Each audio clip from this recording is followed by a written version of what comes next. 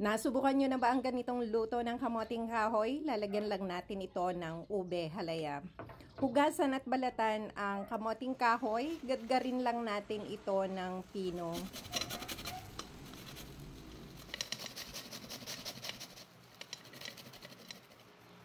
Pagkatapos natin itong magadgad, ilagay lang natin ito sa tela para mapiga natin ang iksis na katas ng kamoting kahoy at ilagay ito sa isang mixing bowl.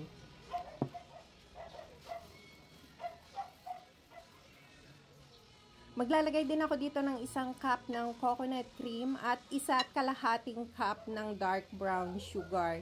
Maglalagay din ako rito ng buko. Ginupit ko lang ito para maging square. Haluin lang natin ito para mag-incorporate ang ating mga sangkap. Pagkarang mahalo nito, maglalagay ako rito ng isang tub na ube halaya. Haluing mabuti para mag-well blended ang ating mga sangkap.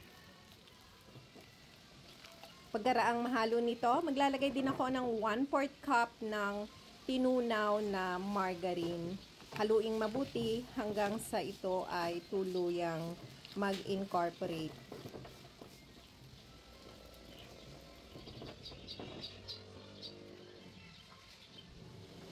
Hugasang mabuti ang dahon ng saging at buhusan natin ito ng mainit na tubig para hindi madaling mapunit kapag ito ay ginamit nating pambalot sa ating sumang kamoting kahoy.